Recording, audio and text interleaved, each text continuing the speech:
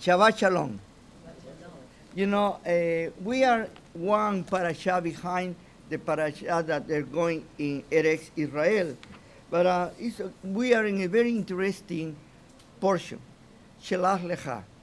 This is the portion about the spies, the one that they went to reconnoiter the land that they were going to take, that the Creator has given to Israel.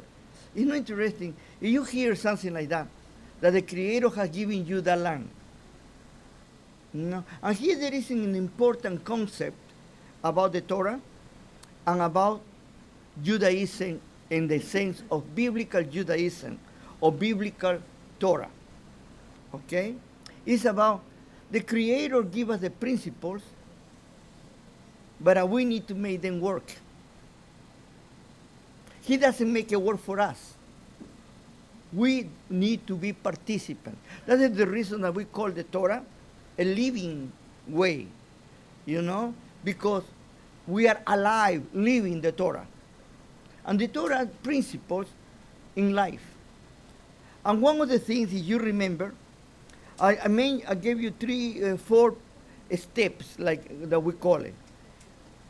Emunah, Bitachon, do you remember?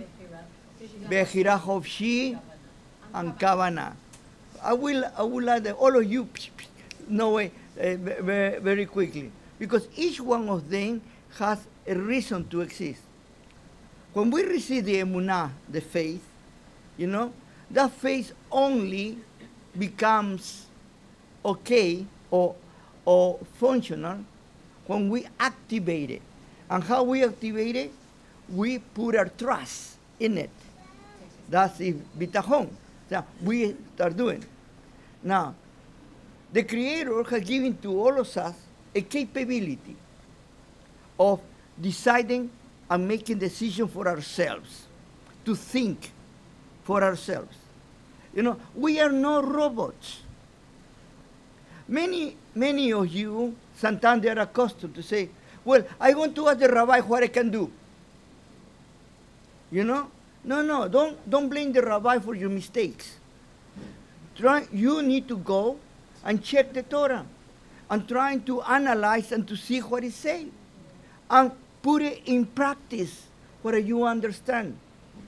And when you are confused, you talk to others and you can get, you know, in the understanding of many comes the wisdom of the Creator. But don't allow to be put in a tunnel. Don't allow to make you supposedly somebody like a horse that has tunnel vision. You know, you need to be more ample, more open to other things to be able to evaluate. Here, in this story, in this portion that we are going to see, there's a very interesting statement, and we always talk about the spies. But I want to bring you to something different. I want to talk about those ones who are not Jews or Israelites by birth. I want to talk to the silent heroes. And in this community we have many. Many of you decided to follow the God of Abraham, Isaac, and Jacob, even that you were not born Israelite or you were not born a Jew. And you became part of our mishpacha, or part of our family. You did that. And once you decided to be part of us, we needed to include you in our center and to treat you like a one of us. No differences. Not that we are better, we are pure land, or anything like that. We are equals in every sense.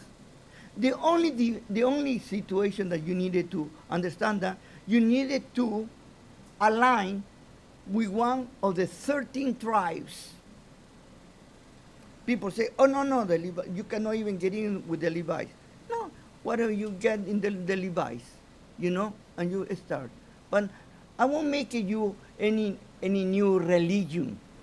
What I want to make you to understand that you could be part of the people of Israel.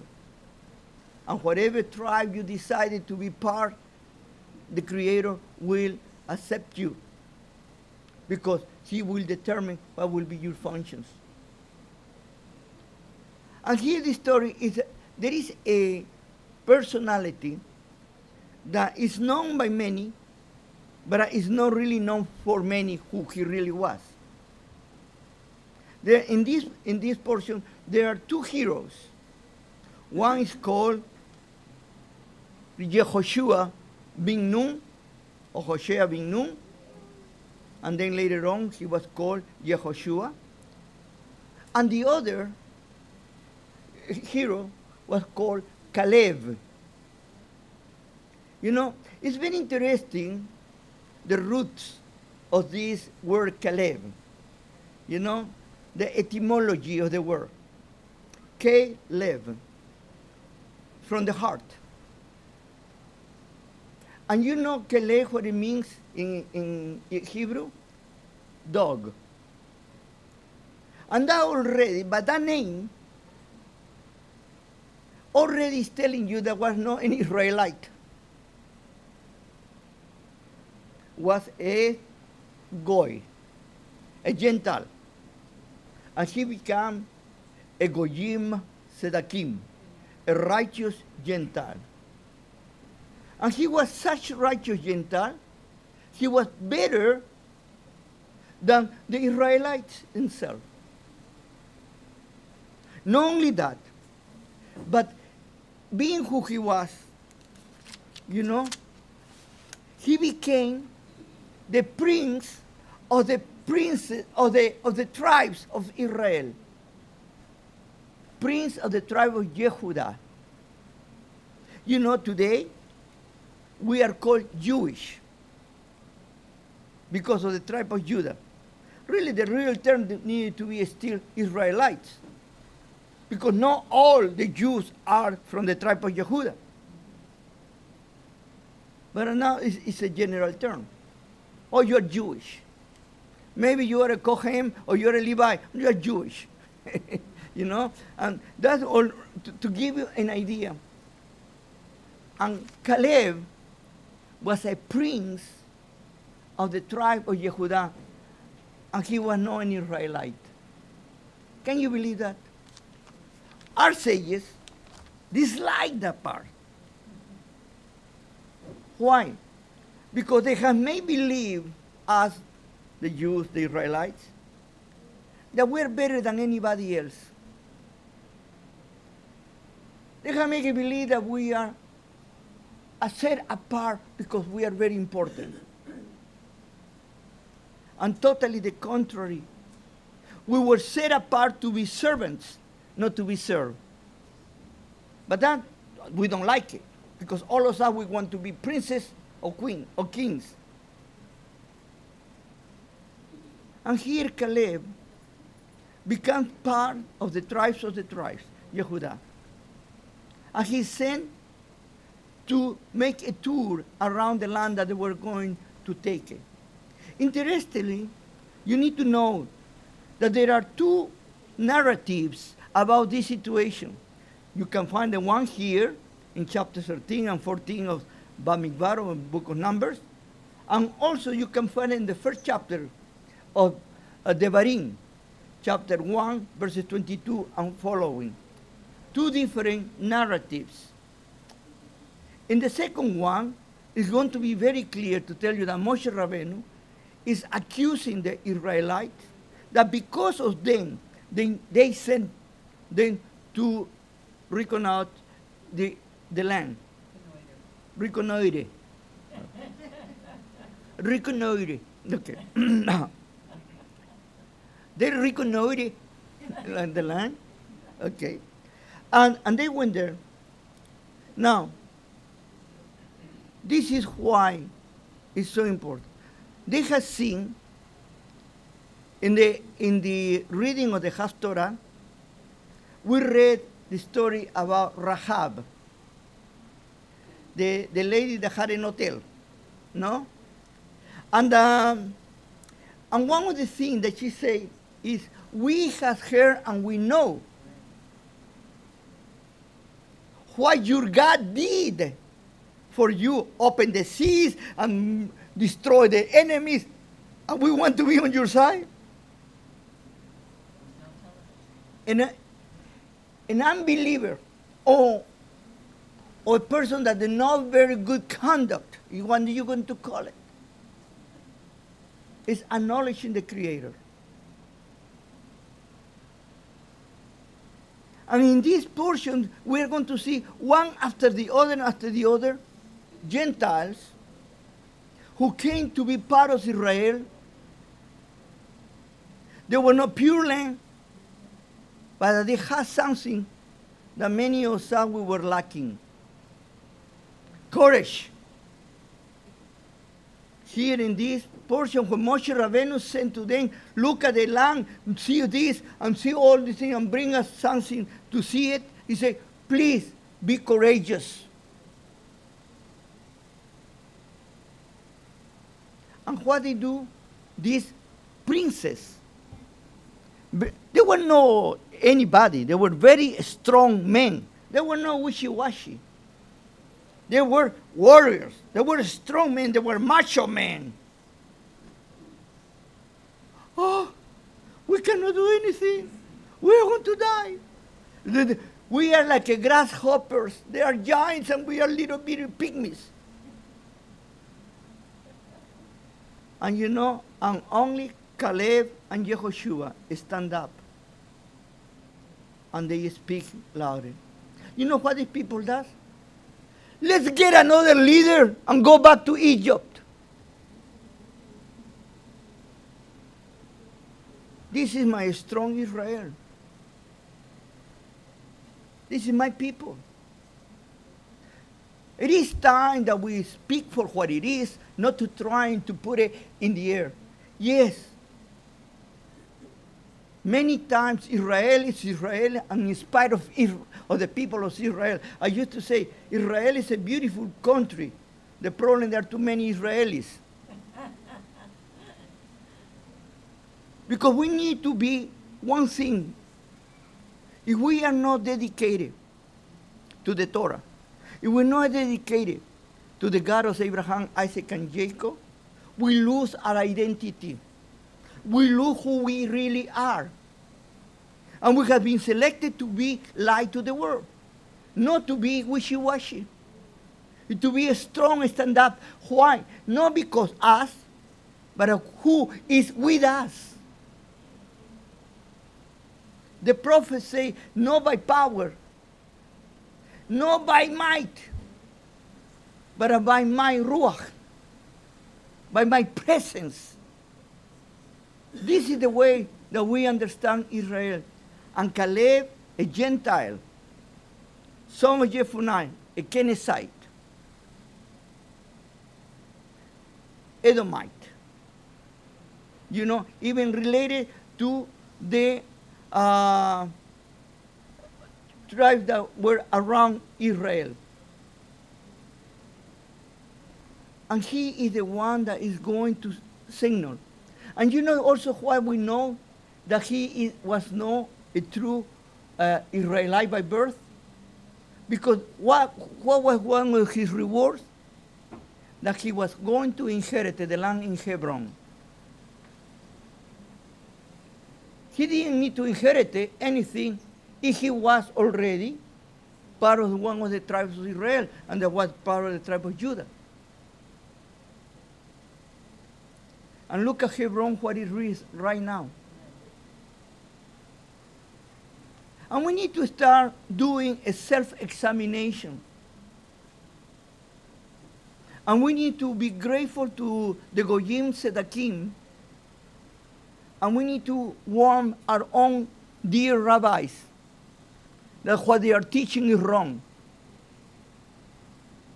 The Torah is not for us to keep it and hide it from the rest of the world. The Torah is for us to give it away to the rest of the world.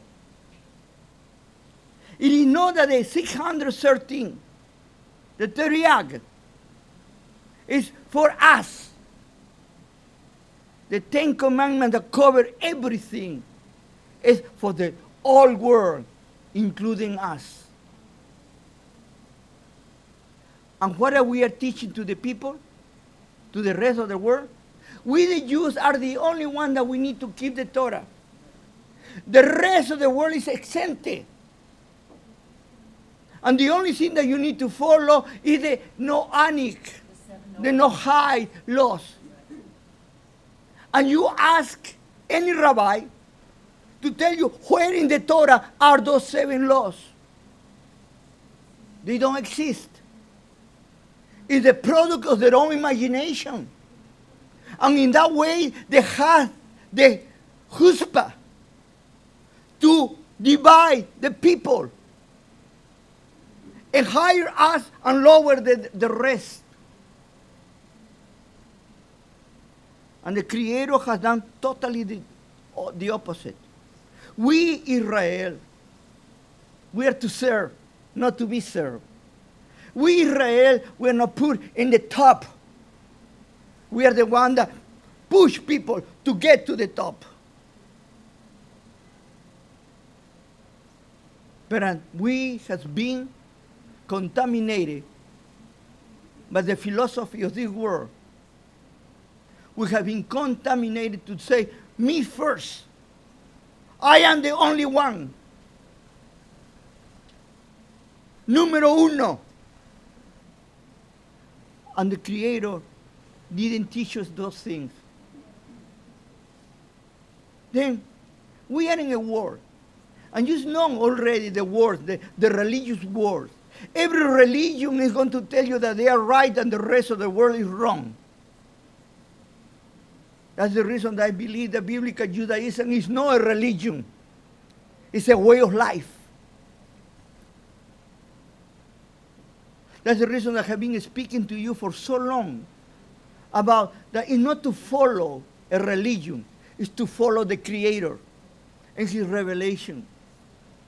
And He gave us, to each one of us, He has given us brains. He has given us the Bechira Hofshi, the free will to learn. Many people oppose that we don't have free will. We need to be like the cattle. We need to be followers only. And that's totally contrary to what the Creator teaches. There needs to be order, and there needs to be ethics, morality. And look at what we have today. Everybody does whatever they want to do. And there is no any longer moral values. There is no longer any ethics in any way. The turpitude of the world is destroyed. Because why? Because our morality has gone to the drain, to the sewage. Our heads are full of those things that come from the sewage. And we think that is the greatest thing that happened. Today, they're celebrating a great day about a way of life that is totally contrary to the Torah. And everybody is putting like it's the greatest thing that has happened to our universe. There needs to be celebration. And the true believer needs to be saddened, needs to be really, really broken-hearted for what is happening in this world. Caleb opposed to everybody, and he was a Gentile. Let me read to you what Caleb said. In chapter 14, look at what he say. First of all, Caleb say before, in chapter 13, when they bring the very negative report. Verse 30, chapter 13. Caleb called the people around Moses to silence, and they say, and then he said, we must march immediately immediately and take it. We are certainly able to conquer it. But the men who had been with him say, we cannot attack these people. They are stronger than we are. And they began disparaging the country that they had reconnoitred to the Israelites, saying, the country that we have been to reconnoiter is a country that devours its inhabitants. And all the people that we saw, they were enormous sized giants. And we saw there the Anakim, descendants of the giants, and we felt like a grasshoppers, and so we seemed to them. Not only we feel like that, but they saw us like that. Let me tell you, one of the worst things that you can have is what I call a low self-esteem. That doesn't mean being humble, by the way. Don't confuse low self-esteem with being humble. Humble is a quality of greatness. Low self-esteem is a quality of downness. And here, we are nobody, we are nothing. And who are we discrediting when we say we are nobody? Who are we discrediting when we say we are nothing? The Creator. He made us to His likeness and image. And then, the whole community, chapter 14, cry out in dismay. And his people wept, and all the night. And all the Israelites met, and Moses and Aaron, and the whole community said to them, would to God we had died, would be better to God that we had died in Egypt. Look at these people. Or even that we had died in the desert. Why was the Lord brought us to this country for us to perish by the sword, and our wise children says it by the booty? Should we not do better if we go back to Egypt? How many of us that we have found a relationship with the Creator, later on we have doubted, and we say, I was better when I was without the Lord, and run back to my old life? And look at what he's saying. And they say to one another, let's appoint a leader and go back to Egypt. In other words, we don't want Moshe Rabbeinu anymore. Let's do like the cowards do. Let's run away. You know how here was not any any Erev Rab. The people who were saying were the most high chief, the princes of Israel that have made that to the people. They were not the Erev Rab. Because our sages, they love to blame others for our own faults. When the Creator said that we as individuals, we need to recognize our own faults, and that's the way that we can find true teshuvah. Don't blame others. Don't point your fingers with others. You know, it's always very easy to point your fingers to others. Why did you do it? He made me do it. Wait a minute. Nobody can make you do it. You can say no. You know, right now it's very popular. It's very popular in the world of Hollywood and these things and the whole situation. The powerful people now, even in Israel, one of the former presidents of Israel was put in jail because supposedly he molested certain women 20, 40 years ago. You know? What was it? Yeah, that is bad. Okay, a man does something like that to a woman. But let me ask you this question. In a free country like that, the woman doesn't have the right to say no.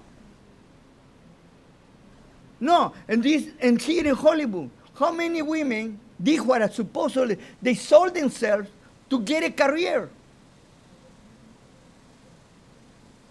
Let's be fair. Yes, it's wrong. That behavior is wrong.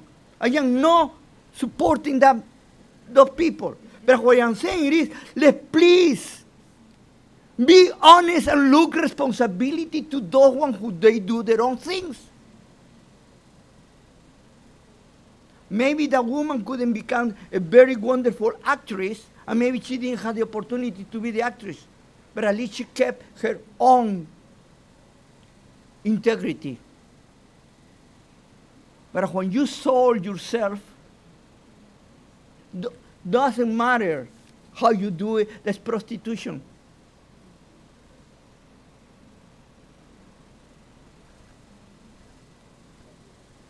And here, look at what, and Moses and Aaron, they threw themselves and they cried out to the Creator. And they say, and then Joshua, the son of Nun, and Caleb, son of Jephunneh, two of the men who had reconnoitered the country, tore their clothes and addressed the whole community of the Israelites and as follows. The country that we went to reconnoiter is a good country, an excellent country. If the Lord is pleased with us, He will lead us to this country and give us to us. It is the country of flowing milk and honey. But do not rebel against the Lord or be afraid of the people of the country, for we shall gobble them up. The protecting shade has deserted them while we have the Lord on our side. Do not be afraid of them. If God is with me, who can be against me? How many of us we give up so easily? When you have the truth, when you have the covering of the Creator, don't be afraid. Keep going. Doesn't mean that you're going to be popular. Here is a very good example about the majority were against the right thing. Don't follow majorities. They lead you to destruction. Follow the Creator. Let me jump to chapter 15. And this will be for my dear fellow rabbis. Chapter 15. I want to start verse 13. Every citizen of the country will act in this way wherever he offers food or burn and smell pleasing things to the Lord. And if a foreigner, an outsider, a girl who resides among you, with your descendant, intends to offer these things to him, pleasing to the Creator, he will do as you do. Listen carefully. Verse 15. Please, for all of you who are not born Israelite Jewish, put this in your head. It's very important. Don't believe what the rabbis say. Look at what he says here. There will be one Torah for you, members of the community, and the residents like you. A Torah binding your descendants forever before the Lord, you and the foreigner. You and the foreigner, you are not different. You are the same. One Torah, one hukim, one statute will be applied for you and the foreigner. My dear Gerim, my dear non-being born Jews, but you have been taken by our Creator, brought to Israel. You are part of us. And you have as much right as we have. And you are not better or worse than us. Because the Creator is the one that has called you. Because there is no way that man can call you. And there is no hocus pocus in the world or push it that they can make you one thing or to the other. There is no man who can convert you from one side to another.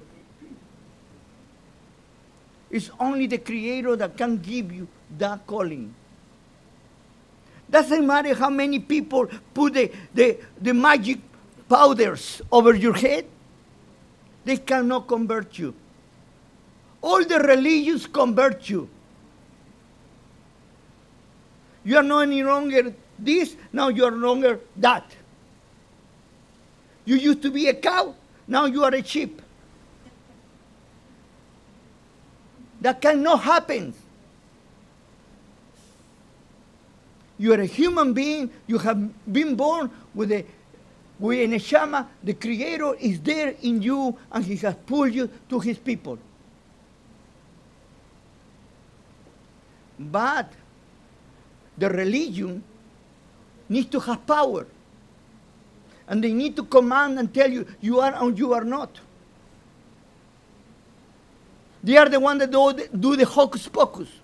You do this and you do that, and you do this and you don't take a bath, and don't take a bath, wash yourself, don't wash. You know, all the rules to convert you.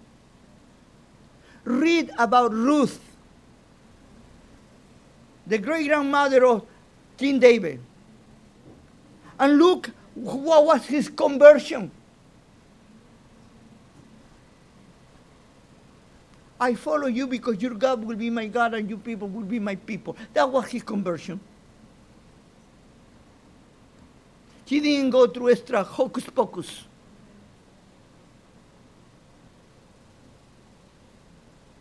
You have the right to call yourself what you want to call yourself. Continue.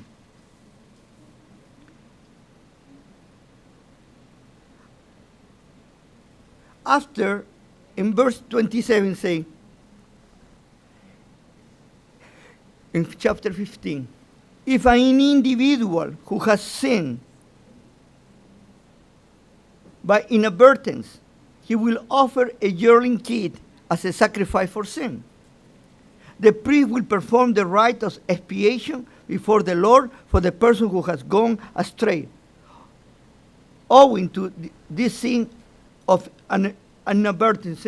No, another word to say inadvertence was no unconscious or no intentional. No intentional. No intentional. Okay. Having been made for him, he will be forgiven, whether he is an Israelite or a girl. You will have one Torah for anyone who sins. You see, it's not that you need to do the 7 Noah laws, and we need to give the 613. Because what it is not about what you do in the performing, but who you are within yourself, in your relationship with the Creator, and in your teshuvah. Acknowledging what you have done wrong, and confessing before the Creator, and making it right what you have done wrong. And immediately comes the 60th after that.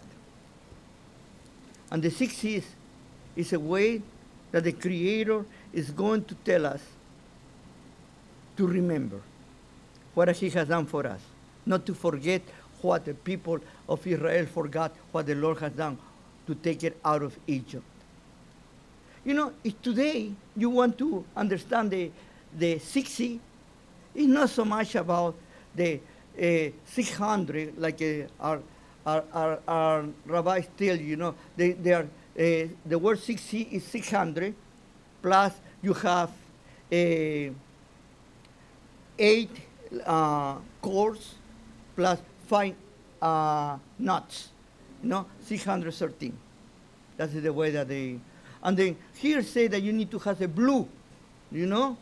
For many years, almost if you check all your 60s are all white, because the rabbi decided that we had not found yet the blue thing, because this is what religion does.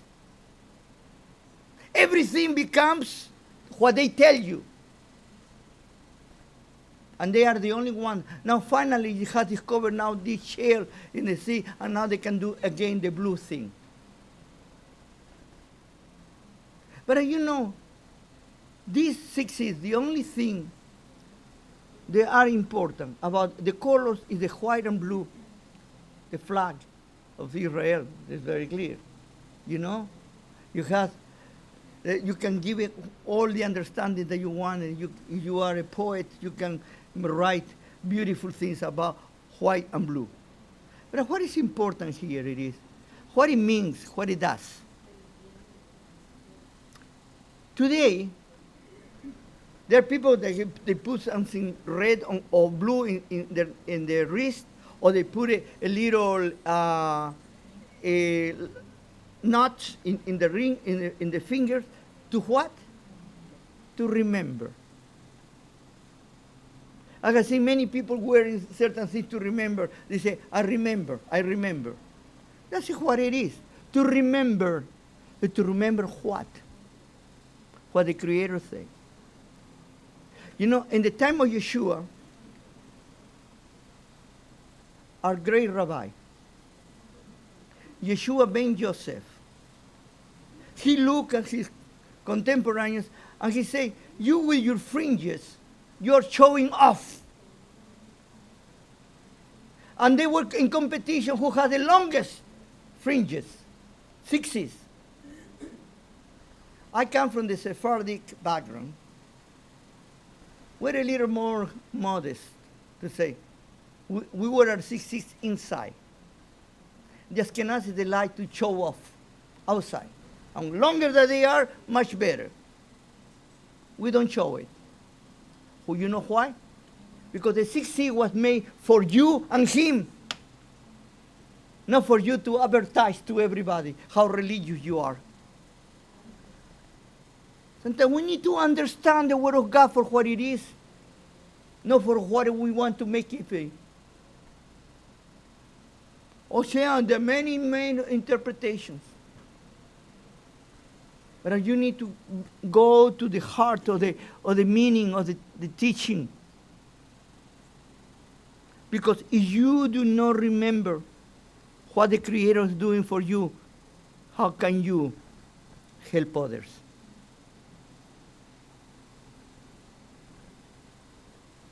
And to finish this, I say I was going to talk about my Goyim Sedakim. What I am so grateful to all of you, that not being Jewish has become part of us. Because your strength, your joy, and your desire to serve overwhelm me. I wish that my people would have that dedication and that desire to serve our God the way that you are doing it. Toda Rabbi. And give blessings and honors to our Creator. Baruch Hu. Shabbat Shalom.